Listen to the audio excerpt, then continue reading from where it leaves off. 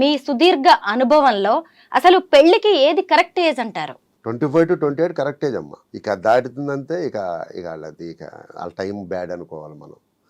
దీనికి తోడు ఇంకోటి నడుస్తుందమ్మా. పిల్లోడు నచ్చాలి, పిల్లోడు వైపున ఆస్తి నచ్చాలి. ఈ రెండు నచ్చినాక పిల్ల నచ్చాలి, పిల్లోడు నచ్చాలి. పిల్లోడు ఫోటో, పిల్ల ఫోటో మూడో ప్లేస్కి వెళ్ళిందమ్మా. ఈ మూడు నచ్చినాక కుటుంబాలు చూస్తున్నారమ్మా, అవి నచ్చాలి.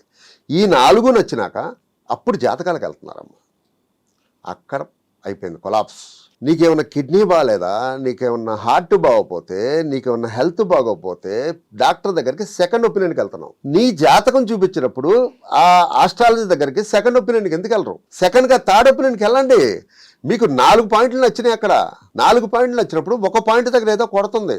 సెకండ్ ఒపీనియన్కి వెళ్ళండి, థర్డ్ ఒపీనియన్కి వెళ్ళండి, ఇంకో ఆస్ట్రాలజీ దగ్గరికి వెళ్ళండి, ఇంకో ఆస్ట్రాలజీ. ఇప్పుడు డాక్టర్ అంటే చదువు అమ్మా, అది చదువు కాదు, అదంతా ఎక్స్పీరియన్సే. జాతకాలు ఎవరు చెప్పినా ఎక్స్పీరియన్స్తో చెబుతారు. సరే, ఈ గురువుగారు ఇలా చెప్పారు, ఇంకో గురువుగారి దగ్గరికి వెళ్దాం. ఆయన ఎలా చెప్తారు, ఇంకో గురువుగారి దగ్గరికి వెళ్ళండి. ఇప్పుడు ఇన్ని కోట్లు ఇన్ని లక్షలు తగలేస్తున్నారు, వాళ్ళకు 1000 తగలేయండి. పోతే ఏంటి? ఎవరన్నా మంచి మంచి పాయింట్లు చెప్పి దానిలో లైఫ్ బాగుందండి, వీళ్ళకి పిల్లలు పుడతారండి, వీళ్ళకి ఇబ్బందులు రావండి, అన్యోన్యంగా ఉంటారు అని చెప్తారేమో. ఒక ఆశతో వెళ్ళండి, వెళ్తే హ్యాపీయే కదా. ఇప్పుడు ఈ 3 ఆయన చెప్పాడు, బాగుంది, నచ్చింది. ఈ ముగ్గురులో ఏమంటే పలానా నేను చెప్పాడని వాళ్ళతో డిస్కస్ చేయండి, తప్పు లేదు.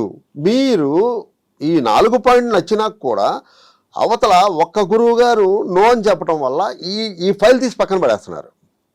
ఇక ఫైల్ క్లోజ్ అయిపోయింది. ఇక్కడ ఇక మళ్ళా ఈ 4 పాయింట్లు కలవటానికి ఒక 6 నెలలు కష్టపడుతున్నాం. మీరు కష్టపడుతున్నారు, నేను కష్టపడుతున్నాను, లేదా అలాంటి మ్యారేజ్ బ్యూరోలు కష్టపడుతున్నారు.